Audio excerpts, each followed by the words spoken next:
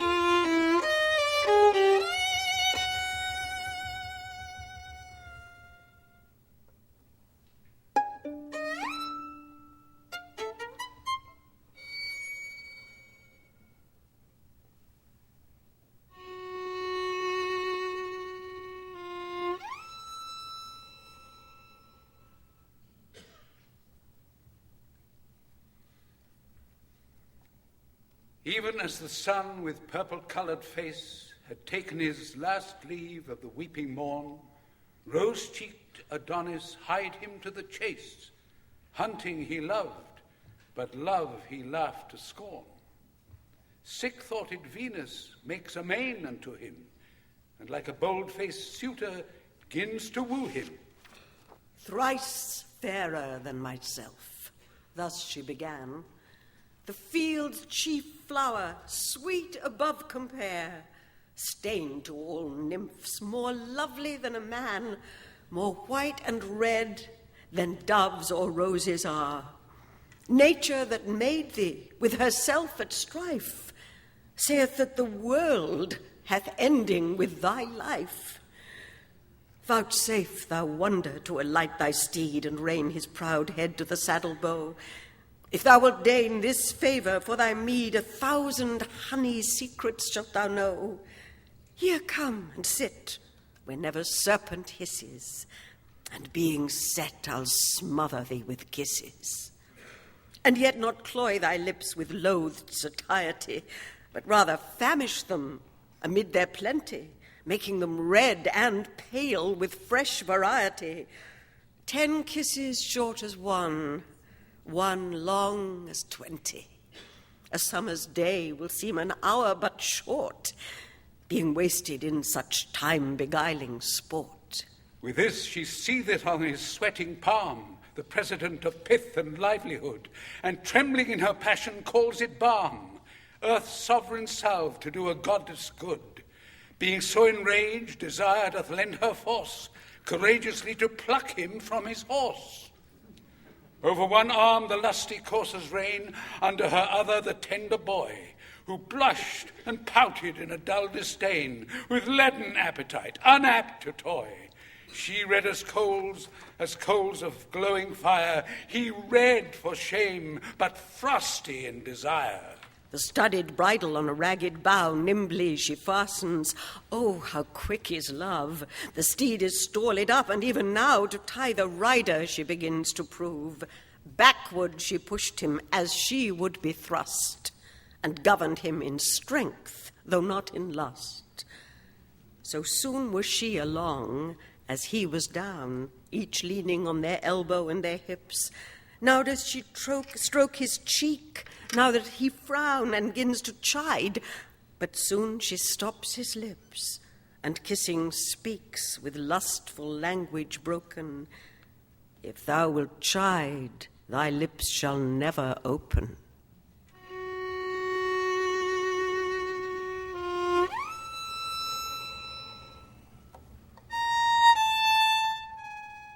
He burns with bashful shame. She with her tears doth quench the maiden burning of his cheeks. Then with her windy sighs and golden hairs to fan and blow them dry she seeks. He saith she is immodest, blames her miss. What follows more, she murders with a kiss.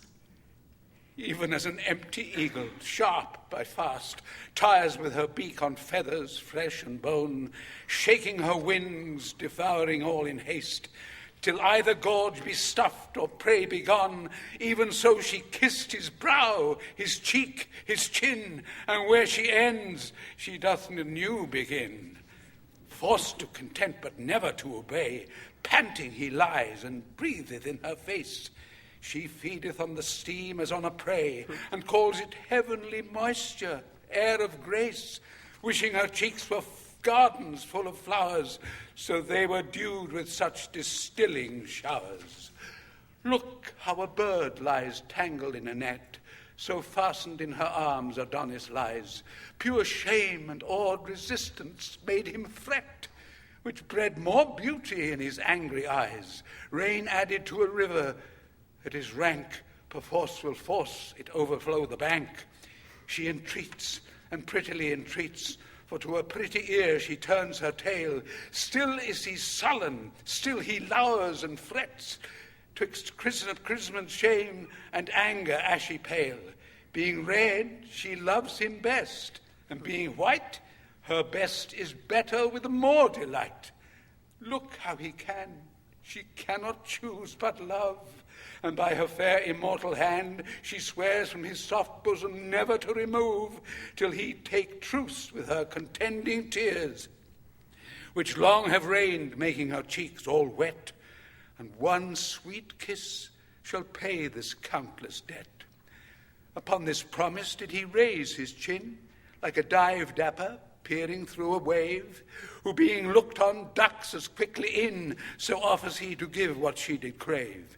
But when her lips were ready for his pay, he winks and turns his lips another way, Never did passenger in heat more thirst for drink than she for this good turn.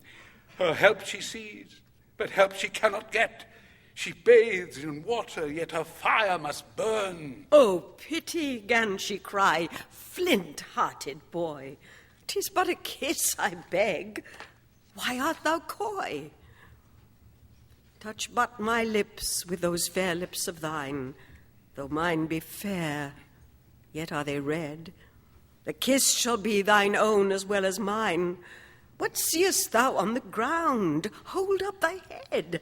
Look in mine eyeballs, there thy beauty lies.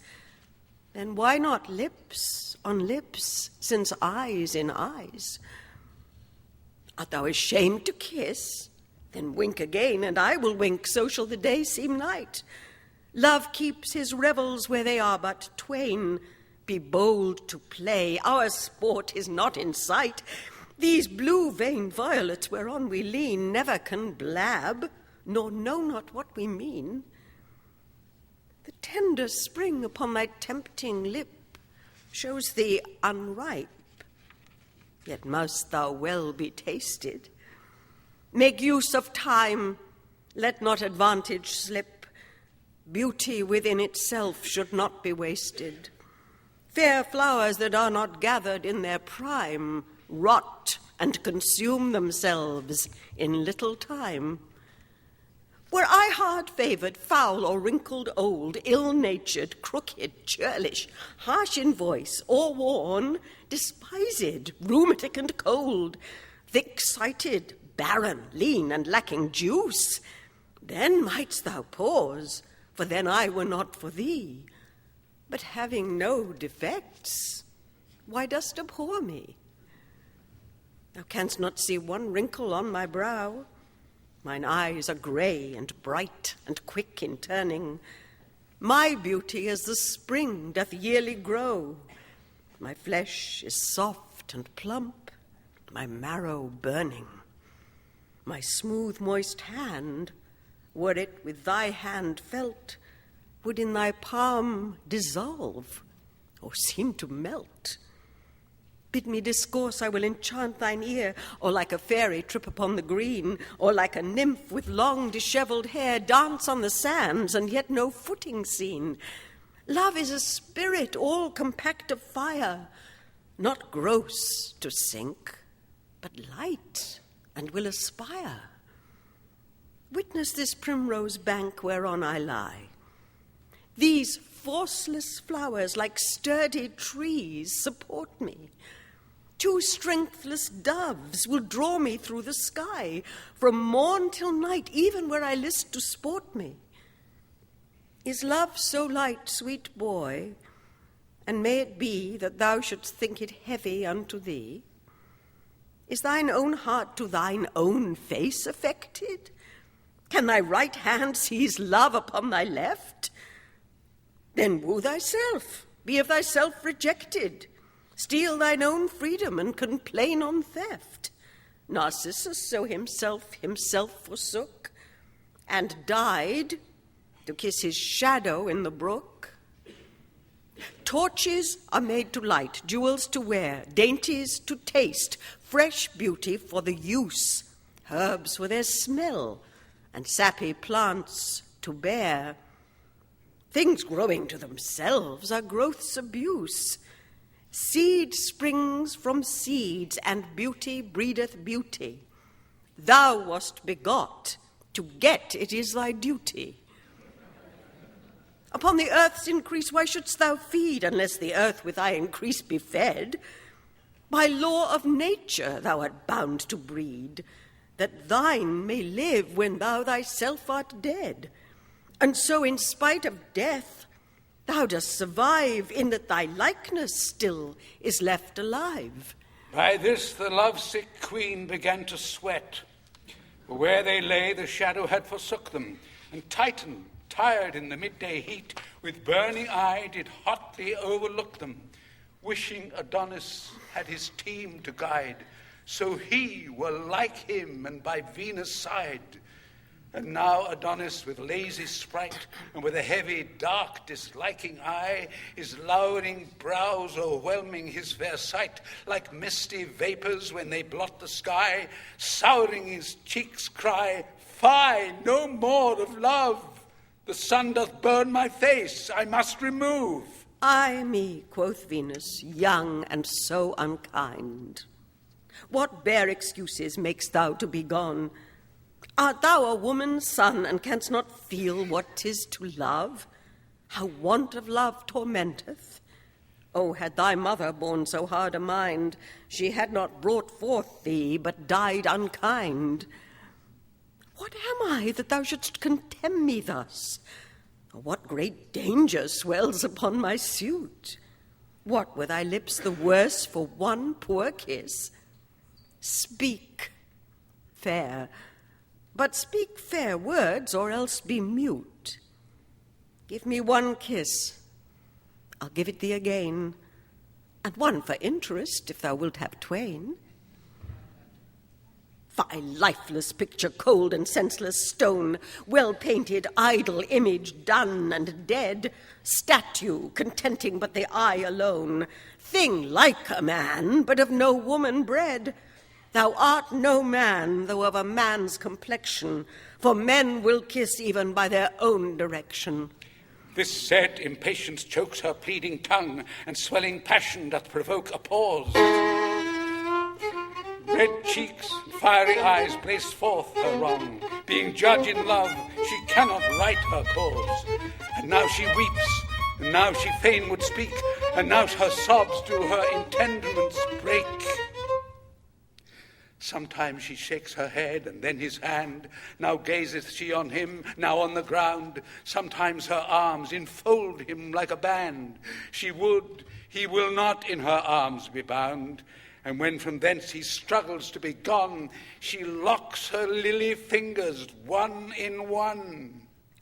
Fondling, she said, since I have hemmed thee here within the circuit of this ivory pale, I'll be a park, and thou shalt be my deer. Feed where thou wilt, on mountain or in dale. Graze on my lips, and if those hills be dry, stray lower where the pleasant fountains lie. Within this limit is relief enough. Sweet bottom grass and high delightful plain, round rising hillocks, breaks obscure and rough, to shelter thee from tempest and from rain. Then be my dear, since I am such a park. No dog shall rouse thee, though 1,000 bark. At this Adonis smiles in disdain, that each cheek appears a pretty dimple. Being mad before, how doth she now for wits? Struck dead at first, what needs a second striking? Poor queen of love, in thine own law forlorn, to love a cheek that smiles at thee in scorn. Now which way shall she turn? What will she say? Her words are done, her woes are more increasing. The time is spent, her object will away, and from her twinning arms doth urge releasing. Pity, she cries, some favour, some remorse. Away he springs and hasteth to his horse. But lo, from forth the copse that neighbours by, a breeding jennet, lusty, young, and proud, Adonis trampling courseth doth espy.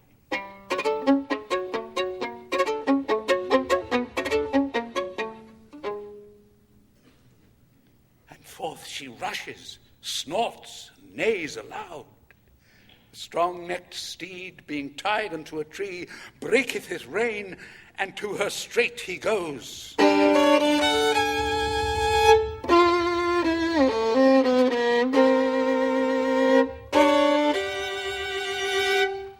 Imperiously he leaps, he neighs, he bounds, and now his woven girths he breaks asunder, and bearing earth with his hard hoof he wounds. Those hollow womb resounds like heaven's thunder. The iron bit he crusheth between his teeth, controlling what he was controlled with. His ears up-pricked, His braided hanging mane upon his compassed crest now stand on end. His nostrils drink the air and forth again, as from a furnace vapours doth he send.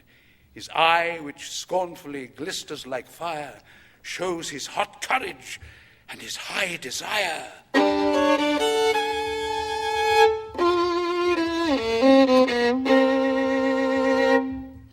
What recketh he his rider's angry stir, his flattering holla, or his stand, I say? What cares he now for curb or pricking spur, for rich caparisons or trapping gay? He sees his love, and nothing else he sees, for nothing else with his proud sight agrees. He looks upon his love and neighs unto her. She answers him as if she knew his mind, being proud, as females are, to see him woo her. She puts on outward strangeness, seems unkind, spurns at his love, and scorns the heat he feels, beating his kind embracement with her heels.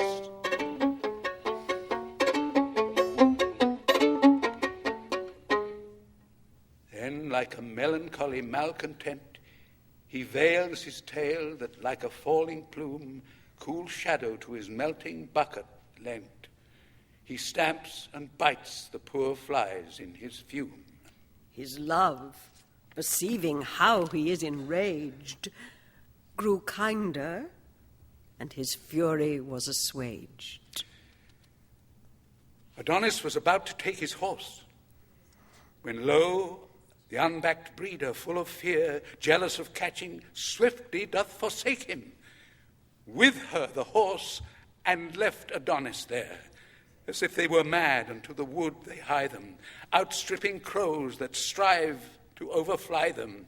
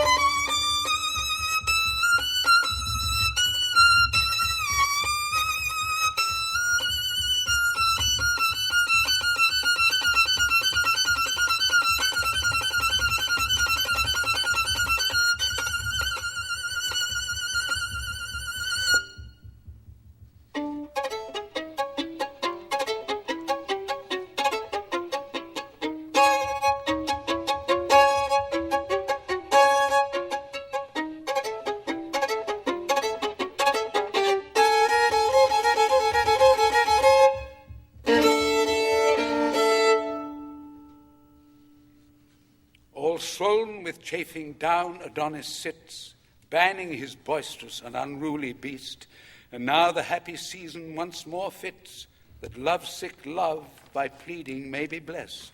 For lovers say the heart hath treble wrong when it is barred the aidance of the tongue. He sees her coming and begins to glow, even as a dying coal revives with wind, and with his bonnet hides his angry brow, looks on the dull earth with disturbed mind, taking no notice that she is so nigh, for all askance he holds her in her eye. Now she was just before him as he sat, and like a lowly lover down she kneels. With one fair hand she heaveth up his hat, her other tender hand his fair cheek feels. His tenderer cheek receives her soft hand's print, as apt as new-fallen snow takes any dint. Oh, what a war of looks was then between them, her eyes petitioners to his eyes suing. He saw her eyes as they had not seen them, her eyes wooed still, His eyes disdained the wooing, and all this dumb play had his acts made plain with tears, with chorus like her eyes did rain. Full gently now she takes him by the hand, a lily prisoned in a jail of snow, or ivory in an alabaster band, so white a friend ingirt so white a foe. This beauteous combat, willful and unwilling, showed like two silver doves that sit a-billing. Once more the engine of her thoughts began. O fairest mover on this mortal round, would thou wert as I am, and I a man, my heart as whole as thine, thy heart my wound. For one sweet look thy help I would assure thee, though nothing but my body's bane should cure thee. Give me my hand, saith he. Why dost thou feel it? Give me my heart, said she, and thou shalt have it. Oh, give it me, lest thy hard heart do steal it, and being steeled, soft sighs can never grave it. Then love's deep groans I never shall regard, because Adonis' heart hath made mine hard. For shame, he cries, let go and let me go. My day's delight is past, my horse is gone. 'Tis your fault I am bereft him so. I pray you hence, and leave me here alone. For all my mind, my thought, my busy care is how to get my palfrey from the mare. Thus she replies, thy palfrey, as he should, welcomes the warm approach of sweet desire. Affection is a coal that must be cooled, else suffered it will set the heart on fire. The sea hath bounds, but deep desire hath none. Therefore no marvel, though thy horse be gone. How like a jade he stood, tied to the tree, servilely mastered with a leathern rein. But when he saw his love, his youth's fair fee, he held such petty bondage in disdain, throwing the base thong from his bending crest, enfranchising his mouth, his back, his breast. Who sees his true love in her naked bed, teaching the sheets a whiter hue than white, but when his glutton eye so full hath fed, his other agents aim at like delight? Who is so faint that dare not be so bold to touch the fire, the weather being cold? Let me excuse thy courser, gentle boy, and learn of him I heartily beseech thee, to take advantage of presentage joy. Though I were dumb, yet his proceedings teach thee. Oh, learn to love, the lesson is but plain, and once made perfect, never lost again. I know not love, quoth he, nor will not know it, unless it be a boar, and then I chase it. 'Tis much to borrow, and I will not owe it. My love to love is love, but to disgrace it. For I have heard it is a life in death that laughs and weeps, and all but with a breath. Who wears a garment shapeless and unfinished? Who plucks the bud before one leaf put forth? If springing things be any jot diminished, they wither in their prime, prove nothing worth. The colt that's backed and burdened being young loseth his pride, and never waxeth strong. You hurt my hand with ringing. Let us part, and leave this idle theme, this bootless chat. Remove your siege from my unyielding heart. To love's alarms it will not ope the gate. Dismiss your vows, your feigned tears, your flattery. For where a heart is hard, they make no battery. What? Canst thou talk? Quoth she, hast thou a tongue? Oh, would thou hadst not, or I had no hearing. Thy mermaid's voice hath done me double wrong. I had my load before, now pressed with bearing, melodious discord, heavenly tune harsh sounding, ears deep, sweet music, and hearts deep, sore wounding. Had I no eyes, but ears, my ears would love that inward beauty and invisible. Or were I deaf, my outward parts would move each part in me that were but sensible. Though neither eyes nor ears to hear nor see, Yet should I be in love by touching thee.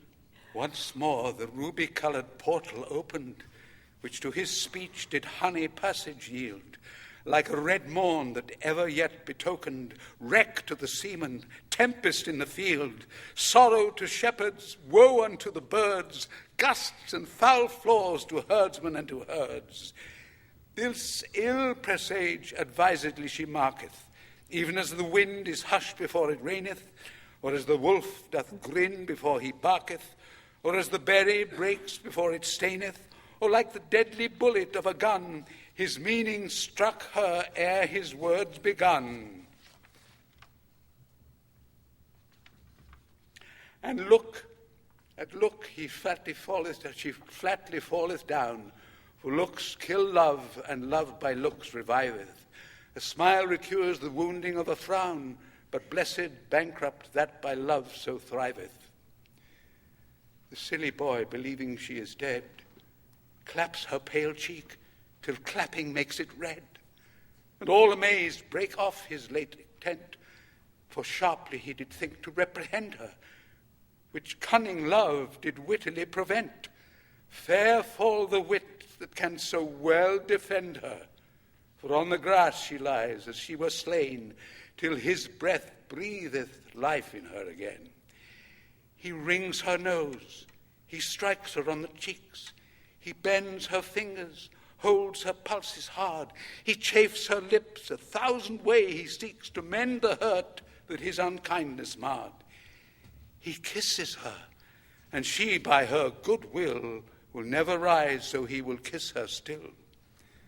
The night of sorrow now is turned to day, her 2 blue windows faintly she upheaveth, like the fair sun when his fresh array he cheers the morn and all the earth relieveth. And as the bright sun glorifies the sky, so is her face illumined with her eye, whose beams upon his hairless face are fixed, as if from thence they borrowed all their shine, were never 4 such lamps together mixed, had not his clouded with his brows repine, but hers, which through the crystal tears gave light, shone like the moon in water seen by night. Oh, where am I? Quoth she. In earth or heaven? Or in the ocean drenched, or in the fire? What hour is this? What morn or weary even? Do I delight to die or life desire? But now I lived, and life was death's annoy. But now I died, and death was lively joy. Oh, thou didst kill me once again. Thy eyes' shrewd tutor, that hard heart of thine, hath taught them scornful tricks and such disdain that they have murdered this poor heart of mine. And these mine eyes, true leaders to their queen, but for thy piteous lips, no more had seen. Long may they kiss each other for this cure. Oh, never let their crimson liveries wear. And as they last, their verdures still endure to drive infection from the dangerous year, that the stargazers, having writ on death, may say, the plague is banished by thy breath. 1,000 kisses buys my heart from me, and pay them at thy leisure, one by one. What is 100 touches unto thee? Are they not quickly told and quickly gone? Say for non-payment that the debt should double. Is 200 kisses such a trouble? Fair queen, quoth he, if any love you owe me, measure my strangers with my unripe years. Before I know myself, seek not to know me. No fisher but the ungrown fry forbears. The mellow plum doth fall, the green sticks fast, or being early plucked is sour to change. Look, the world's comforter with weary gait his day's hot task hath ended in the west. The owl, night's herald, shrieks, 'tis very late. The sheep are gone to fold, birds to their nest, and coal-black clouds that shadow heaven's light do summon us to part and bid good night. Now let me say good night, and so say you. If you will say so, you shall have a kiss. Good night, quoth she. And ere he says adieu, the honey fee of parting tendered is. Her arms do lend his neck a sweet embrace. Incorporate then they seem, face grows to face.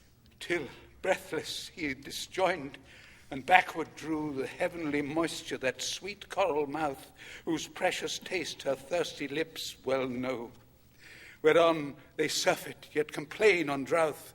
He with her plenty pressed, she faint with dearth. Their lips together glued fall to the earth. Now quick desire hath caught the yielding prey, and glutton-like she feeds, yet never filleth. Her lips are conquerors, his lips obey, paying what ransom the insulter willeth, whose vulture thought doth pitch the price so high that she will draw his lips' rich treasure dry. And having felt the sweetness of the spoil, with blindfold fury she begins to forage. Her face doth reek and smoke, her blood doth boil, and careless lust stirs up a desperate courage, planting oblivion, beating reason back, forgetting shame's pure blush and honor's rack. Hot, faint, and weary, with her heart embracing, like a wild bird being tamed with too much handling, or as the fleet-foot roe that's tired with chasing, or like the froward infant still with dandling, he now obeys, and now no more resisteth, while she takes all she can, not all she listeth. When he did frown, oh, had she then gave over, such nectar from his lips she had not sucked. Foul words and frowns must not repel a lover. What though the rose have prickles, yet 'tis plucked. Were beauty under 20 locks kept fast, yet love breaks through and picks them all at last. For pity now she can no more detain him. The poor fool prays her that he may depart. She is resolved no longer to restrain him, bids him farewell and look well to her heart, the which by Cupid's bow she doth protest, he carries thence in cages in his breast. Sweet boy, she says, this night I'll waste in sorrow, for my sick heart commands mine eyes to watch. Tell me, love's master, shall we meet tomorrow? Say, shall we? Shall we? Wilt thou make the match? He tells her no. Tomorrow he intends to hunt the boar with certain of his friends. The boar, quoth she, whereat a sudden pale like lawn being spread upon the blushing rose usurps her cheek. She trembles at his tale, and on his neck her yoking arms she throws. She sinketh down, still hanging by his neck. He on her belly falls, she on her back. Now she is in the very list of love, a champion mounted for the hot encounter. All is imaginary, she doth prove. He will not manage her, although he mount her. That worse than Tantalus is her annoy, to clip Elysium and to lack her joy. Even as poor birds deceived with painted grapes do surfeit by the eye and pine the more, even so she languisheth in her mishaps, as though poor birds that helpless berries soar. The warm effects which she in him finds missing, she seeks to kindle with continual kissing. But all in vain, good queen, it will not be. She hath essayed as much as may be proved. Her pleading hath deserved a greater fee. She's love, she loves, and yet she is not loved. Fie, fie, he says, you crush me, let me go.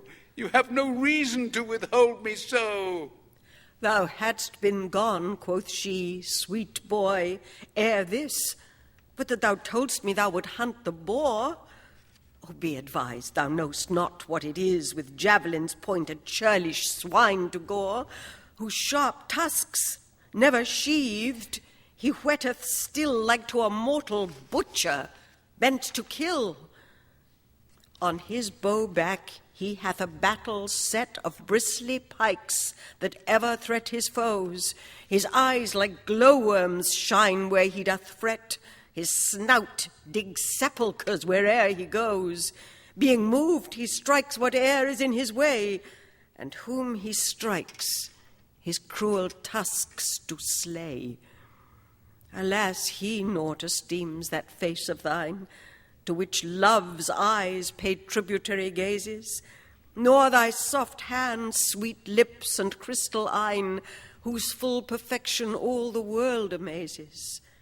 But having thee at vantage, wondrous dread, would root these beauties as he roots the mad. Oh, let him keep his loathsome cabin still. Beauty hath naught to do with such foul fiends. Come not within his danger by thy will. They that thrive well take counsel of their friends. When thou didst name the boar not to dissemble, I feared thy fortune, and my joints did tremble. But if thou needst wilt hunt, be ruled by me. Uncouple at the timorous flying hare, or at the fox that lives by subtlety, or at the roe which no encounter dare. Pursue these fearful creatures o'er the downs, and on thy well-breathed horse keep with thy hounds. Lie quietly and hear a little more. Nay, do not struggle, for thou shalt not rise. To make thee hate the hunting of the boar, unlike myself, thou hearst me moralize, applying this to this and so to so. For love can comment upon any woe. Where did I leave? No matter where, quoth he. Leave me, and then the story aptly ends. The night is spent. Why, what of that, quoth she? I am, quoth he, expected of my friends. And now 'tis dark, and going I shall fall. In night, quoth she, desire sees best of all. But if thou fall, oh then imagine this. The earth in love with thee, thy footing trips, and all is but to rob thee of a kiss. Nay then, quoth Adonis, you will fall again into your idle, overhandled theme. The kiss I gave you is bestowed in vain. All in vain you strive against the stream. For by this black-faced night, desire's foul nurse, your treatise makes me like you worse and worse. If love hath lent you 20,000 tongues, and every tongue more moving than your own, bewitching like the wanton mermaid songs, yet from mine ear the tempting tune is blown. For know, my heart stands armed in mine ear, and will not let a false sound enter there, lest the deceiving harmony should run into the quiet closure of my breast, and then my little heart were quite undone, in his bedchamber to be barred of rest.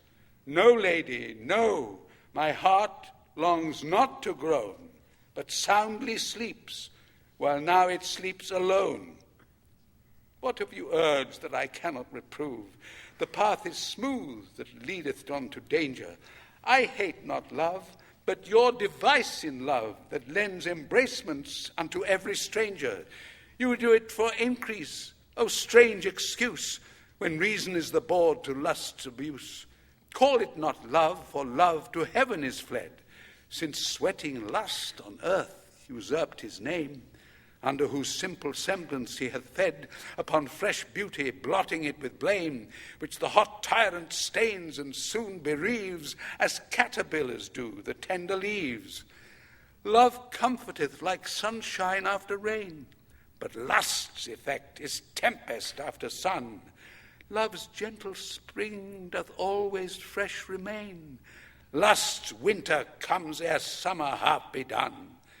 Love surfeits not, lust like a glutton dies. Love is all truth, lust full of forged lies. More I could tell, but more I dare not say. The text is old, the orator too green. Therefore in sadness now I will away. My face is full of shame, my heart of teen, Mine eyes, mine ears, that to your wanton talk attended, do burn themselves for having so offended. With this he breaketh from the sweet embrace of those fair arms which bound him to her breast, and homeward through the dark land runs apace, leaves love upon her back deeply distressed. Look how a bright star shooteth from the sky, so glides he in the night from Venus' eye, which after him she darts, as on shore, gazing upon a late embarked friend, till the wild waves will have him seen no more, whose ridges with the meeting clouds contend. So did the merciless and pitchy night fold in the object that did feed her sight.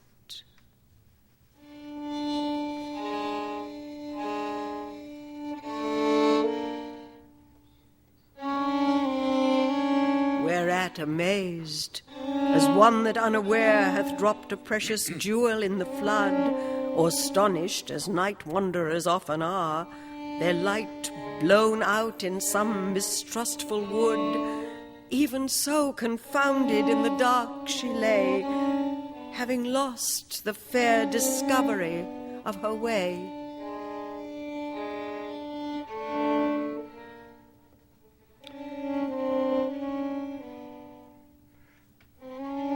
Now she beats her heart whereon it groans, that all the neighbour caves as seemed troubled, make verbal repetition of her moans. Passion on passion deeply is redoubled.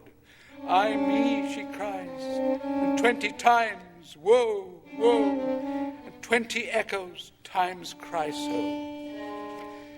She, marking them, begins a wailing note, and sings extemporally a woeful ditty. Well, how love makes young men thrall and old men dote, how love is wise in foolish witty. Her heavy anthem still concludes in woe, and still the choir of echoes answer so.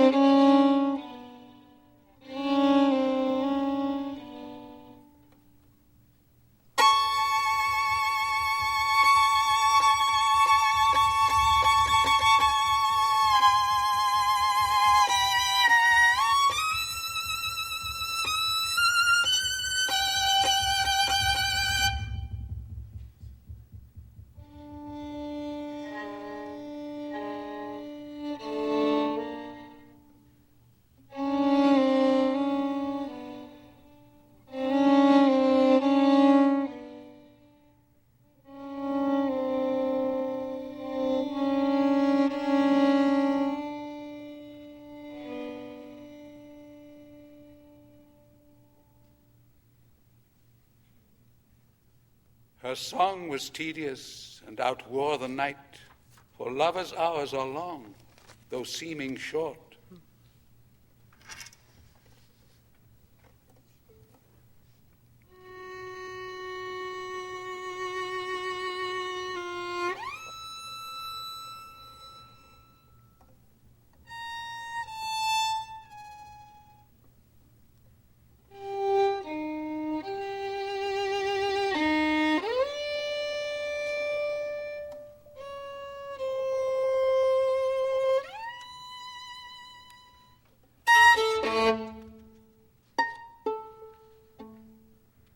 Lo, here the gentle lark, weary of rest, from his moist cabinet mounts up on high, and wakes the morning, from whose silver breast the sun ariseth in his majesty, who doth the world so gloriously behold that cedar tops and hills seem burnished gold.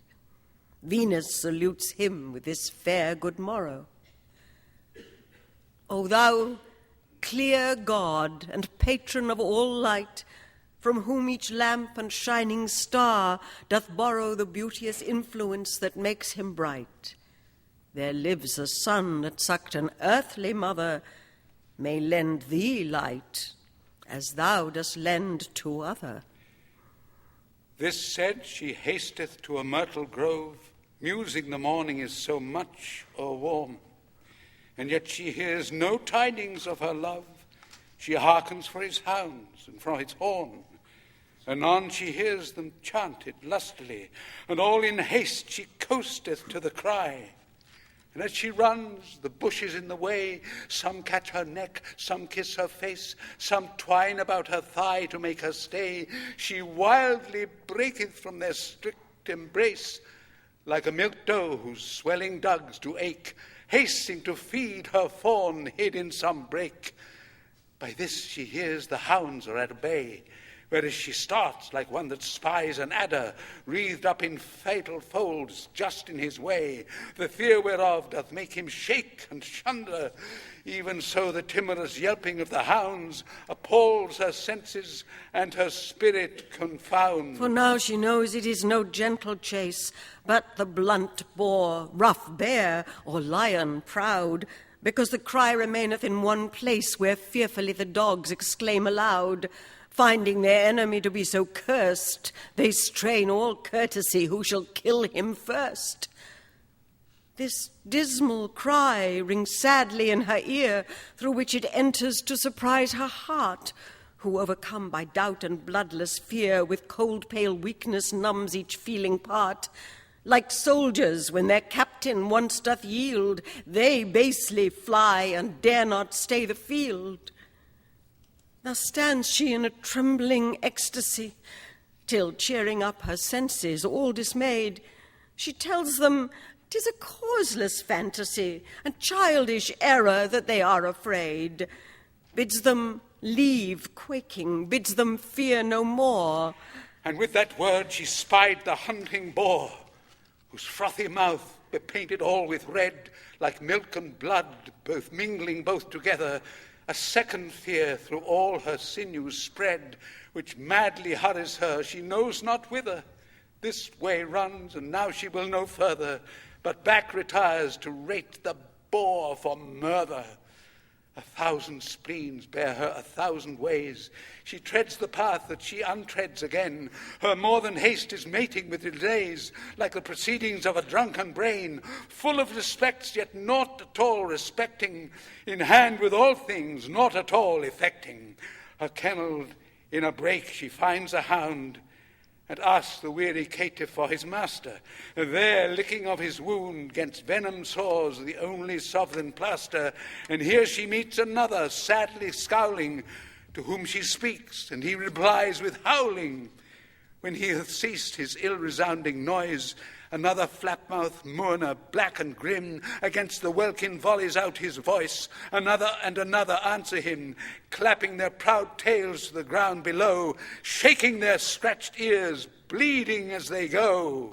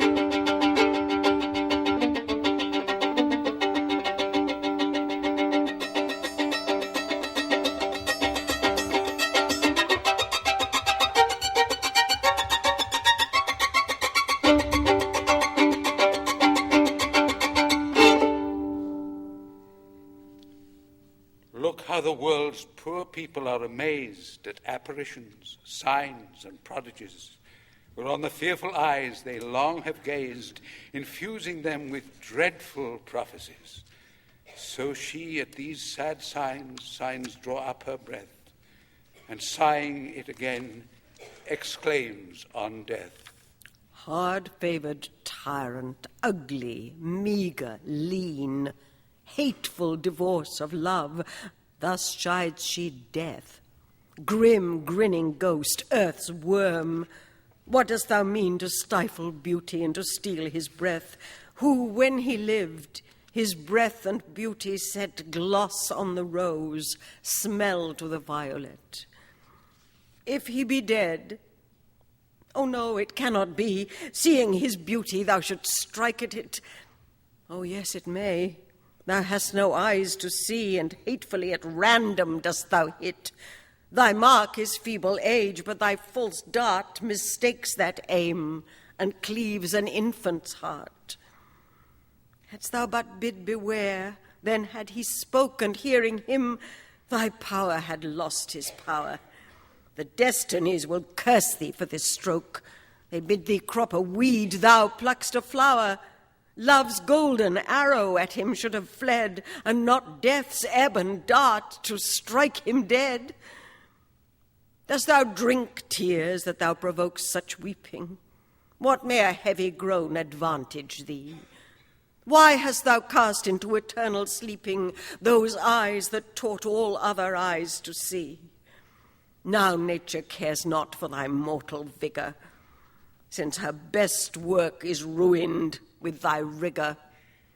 Here overcome, as one full of despair, she veiled her eyelids, who like sluices stopped the crystal tide that from her 2 cheeks fair in the sweet channel of her bosom dropped. But through the floodgates breaks the silver rain, and with his strong course opens them again. Oh, how her eyes and tears did lend and borrow, her eyes seen in the tears, tears in her eye, both crystals where they viewed each other's sorrow, sorrow that friendly sighs sought still to dry. But like a stormy day, now wind, now rain, sighs dry her cheeks, tears make them wet again. Variable passions throng her constant woe, as striving who should best become her grief. All entertained, each passion labours so, that every present sorrow seemeth chief. But none is best, then join they all together, like many clouds consulting for foul weather. By this far off she hears some huntsman hollow, a nurse's song ne'er pleased her babe as well.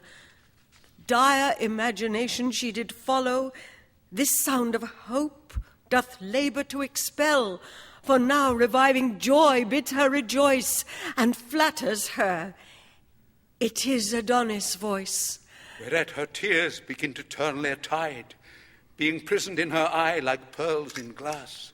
It sometimes falls an orient drop beside, which her cheek melts as scorning it should pass, to wash the foul face of the sluttest ground, but who is drunken when she seemeth drowned. Oh, hard-believing love, how strange it seems not to believe, and yet too credulous. Thy weal and woe are both of them extremes. Despair and hope makes thee ridiculous. The one doth flatter thee in thoughts unlikely, in likely thoughts the other kills thee quickly. Now she unweaves the web that she hath wrought. Adonis lives, and death is not to blame. It was not she that called him all to naught. Now she adds honours to his hateful name. She cleps him king of graves, and grave for kings, imperious supreme of all mortal things. No, no, quoth she, sweet death, I did but jest. Yet pardon me, I felt a kind of fear when as I met the boar, that bloody beast, which knows no pity but is still severe. Then, gentle shadow, truth I must confess, I railed on thee, fearing my love's decease. 'Tis not my fault. The boar provoked my tongue. Be wreaked on him, invisible commander. 'Tis he, foul creature, that hath done thee wrong. I did but act. He's author of thy slander. Grief hath 2 tongues, and never woman yet could rule them both without 10 women's wit. Thus hoping that Adonis is alive, her rush suspect doth extenuate, that his beauty may the better thrive. With death she humbly doth insinuate, tells him of trophies, statues, tombs, and stories, his victories, his triumph, and his glories. O love, quoth she, how much a fool was I to be of such a weak and silly mind to wail his death who lives, and must not die till mutual overthrow of mortal kind. For he being dead, with him is beauty slain, and beauty dead, black chaos comes again.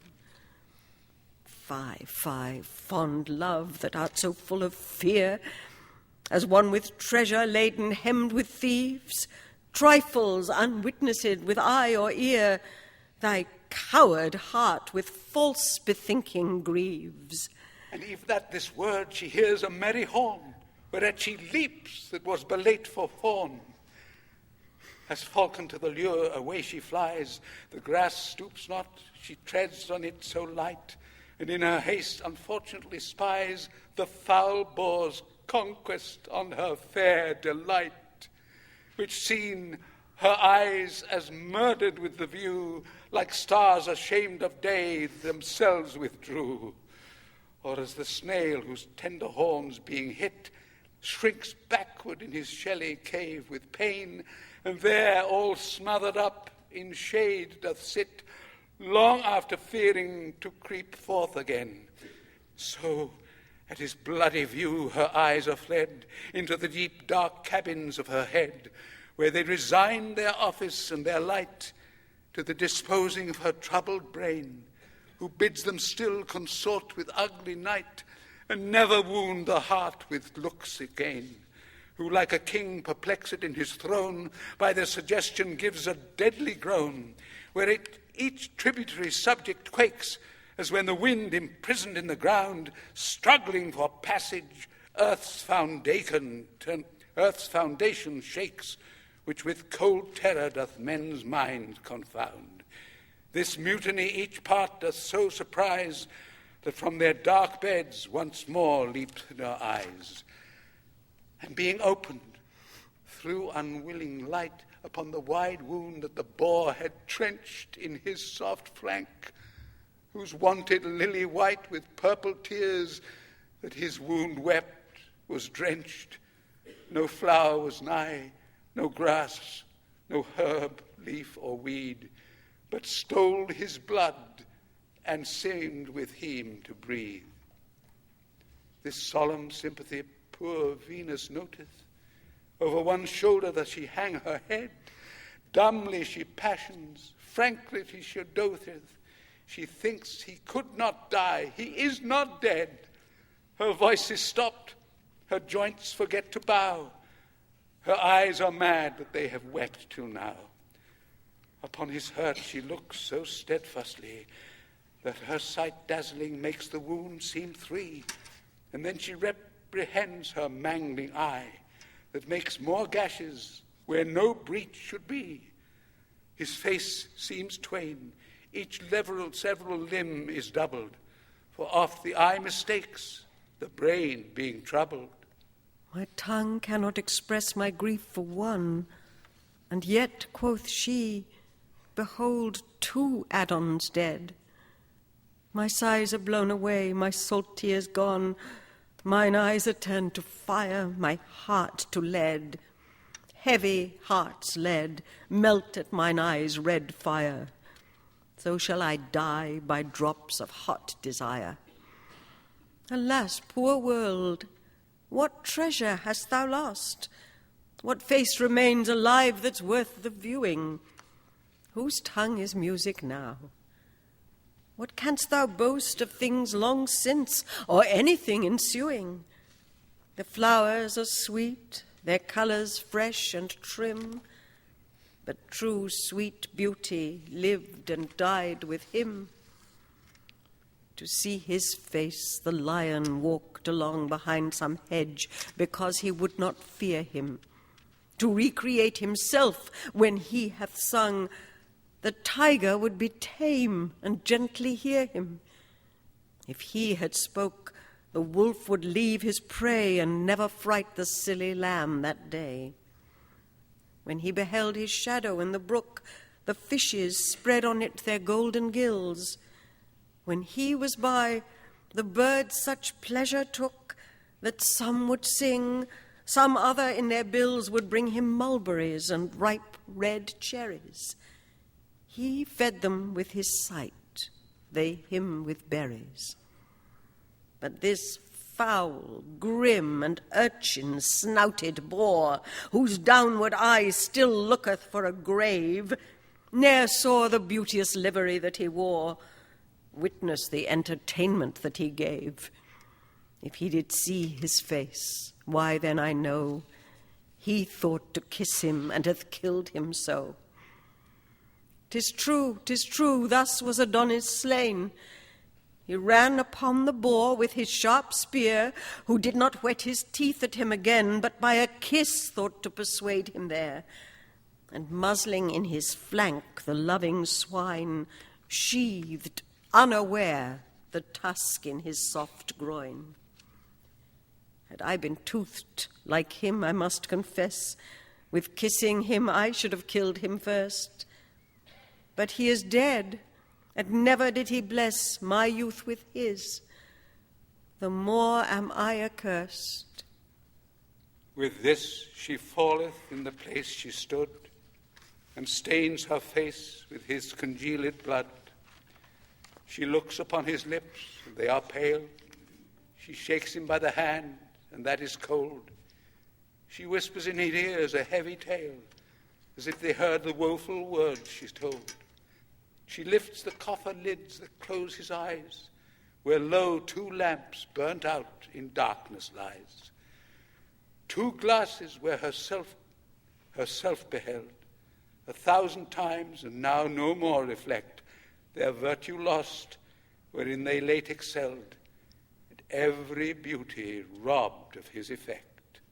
Wonder of time, quoth she, this is my spite, that thou being dead, the day should yet be light.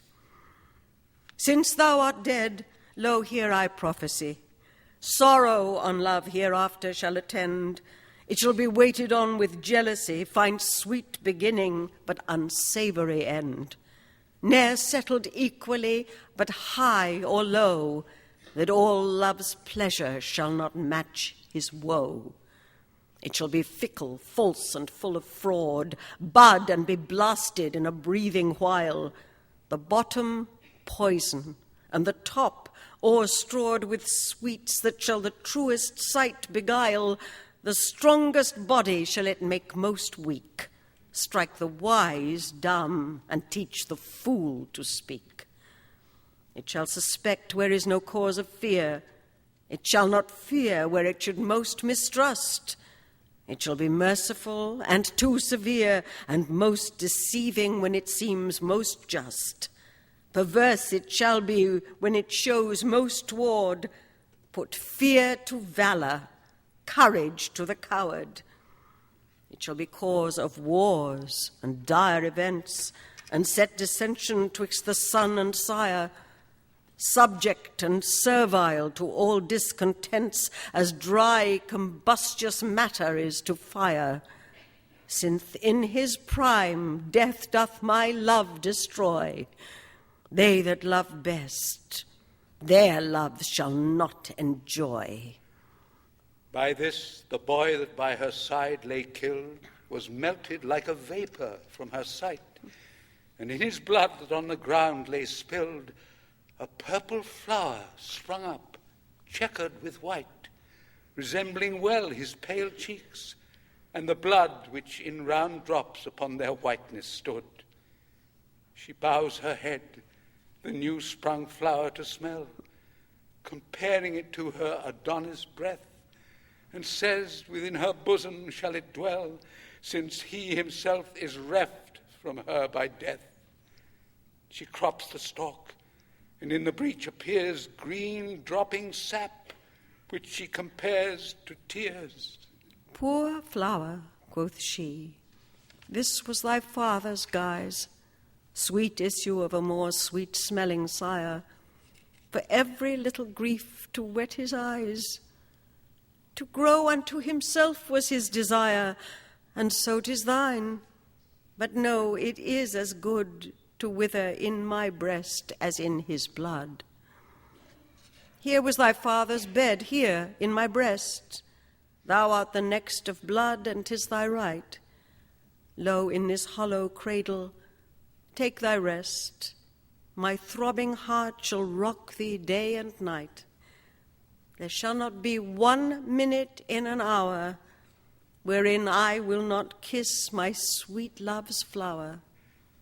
Thus, weary of the world, away she hies, and yokes her silver doves, by whose swift aid their mistress mounted through the empty skies, in her light chariot quickly conveyed, holding their course to Paphos, where their queen means to immure herself and not be seen.